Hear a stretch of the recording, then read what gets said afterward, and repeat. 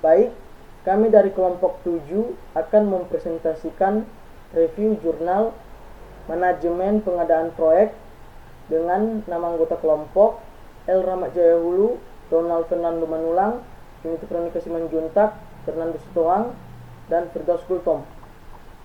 Dengan judul jurnal yaitu Sistem Informasi Manajemen Pengadaan di PT Infra Karya Pratama.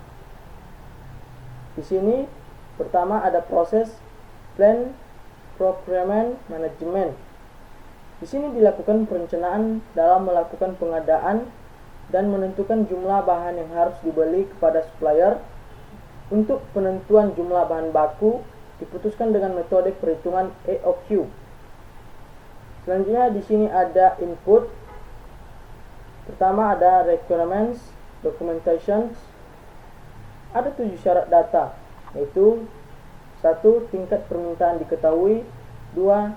Lead time diketahui. 3. Barang yang dipesan diasumsikan dapat segera tersedia. 4. Tidak ada pesanan ulang atau back order karena kehabisan persediaan atau storage. 5. Setiap pemesanan diterima dalam sekali pengiriman dan langsung dapat digunakan.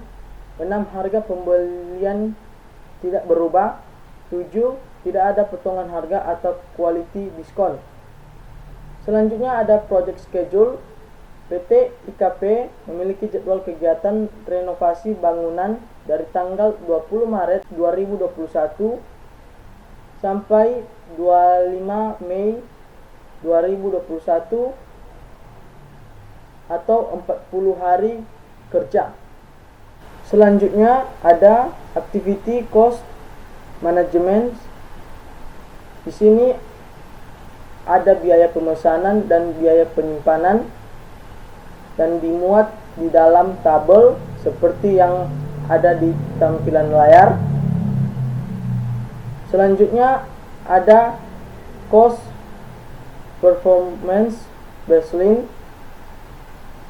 Infra Karya Pratama dengan metode Economic Order Quantity atau EOQ diharapkan dapat mengendalikan ketersediaan bahan-bahan baku yang bertujuan memudahkan proses pengerjaan proyek serta dapat meminimumkan biaya persediaan bahan baku. Selanjutnya ada Enterprise Environmental Factors. Metode EOQ di sebuah perusahaan diharapkan mampu mengurangi biasanya menerapkan perencanaan persediaan diakibatkan oleh out of stock agar proses produksi berjalan dengan baik. Selain itu diharapkan dapat menurunkan biaya penyimpanan, menghemat space, serta meminimalisir risiko yang dapat merugikan perusahaan. Dan penerapan metode EOQ, jika model EOQ merespons jumlah pemesanan optimal, maka jika ada pertanyaan reorder point, kapan waktu yang tepat sebuah pemesanan harus dimulai, jawabannya adalah atau ROP.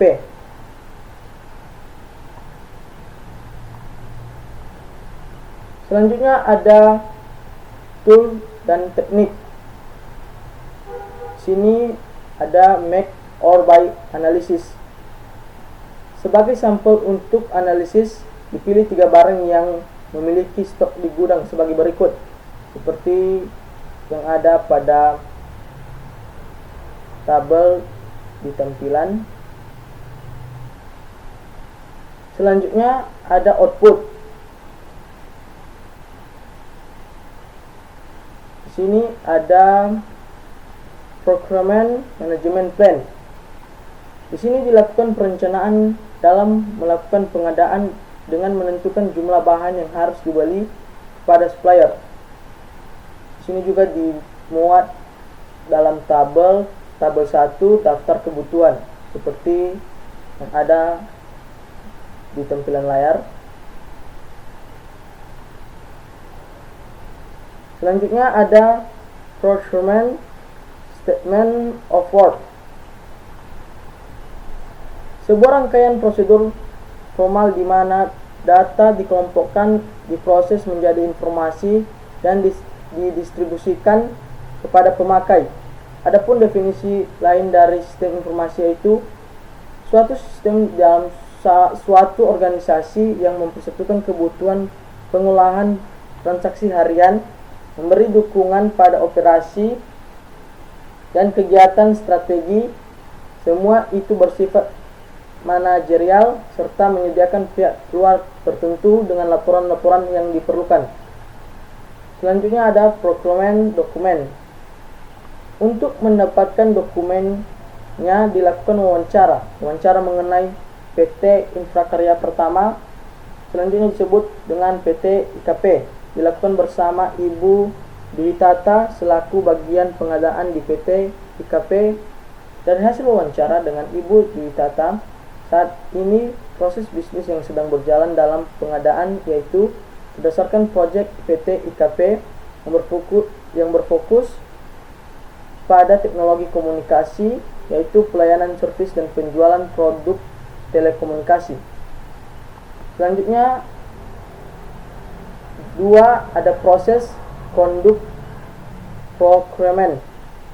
Pengadaan atau pembelian adalah proses bisnis di mana perusahaan memilih sumber, membuat list pesanan dan barang atau jasa yang diterima biasa didapatkan secara internal. Di sini juga ada input. Pertama itu project management plan. Dalam pengadaan stok barang elektronik, bagian logistik akan melakukan stok opname setiap tanggal 27 setiap bulannya. Barang yang kosong akan dimasukkan ke dalam budget request untuk diserahkan kepada bagian pengadaan. Selanjutnya bagian pengadaan akan menyerahkan kepada kepala bagian divisi masing-masing. Jika disetujui, maka selanjutnya bagian pengadaan akan melakukan pemesanan pada vendor masing-masing pada setiap barang. Selanjutnya ada project dokumen untuk melakukan fungsional pemrosesan data-data hingga memperoleh entry dalam bentuk data atau fakta, kemudian dilakukan pemrosesan sehingga hasil yang diperoleh biasanya berupa informasi dapat digunakan untuk sebuah dasar pengembalian keputusan yang bermanfaat dan memiliki nilai pasti. Selanjutnya ada tool and technique. Di sini ada proposal, evaluation, technique phase, tahap cek. Tahap ini adalah proses pengecekan hasil evaluasi dari tahap yang dianalisis sebelumnya. Lalu, data hasil perhitungan budget, request, dan EOQ akan dilampirkan dan diserahkan kepada kepala divisi masing-masing untuk dievaluasi. Jika data disetujui, maka pengadaan dapat direalisasikan. Selanjutnya, ada output. Di sini, change request. Proses pengadaan juga akan dilakukan ketika ada permintaan pengerjaan project. Data barang akan diberikan oleh user dan atau pengguna jasa konstruksi di PT IKP, di mana data yang diberikan oleh pengguna merupakan list kebutuhan dari proyek yang akan dikerjakan atau lampiran. Setelah data diterima, PT IKP akan memberi data tersebut kepada bagian logistik untuk melakukan pengecekan stok barang yang ada di gudang. Selanjutnya, nomor 3, proses close procurement. Sistem informasi manajemen pengadaan di PT Infrakarya Pertama dapat membantu bagian pengadaan dalam melakukan pengadaan bahan baku sehingga dapat mengurangi risiko kehilangan, kerusakan maupun pemupukan barang atau bahan baku di tempat proyek serta mengurangi risiko terhambatnya kegiatan operasi perusahaan, khususnya proses pengerjaan proyek. Sekian dari presentasi kami tentang review jurnal manajemen pengadaan proyek.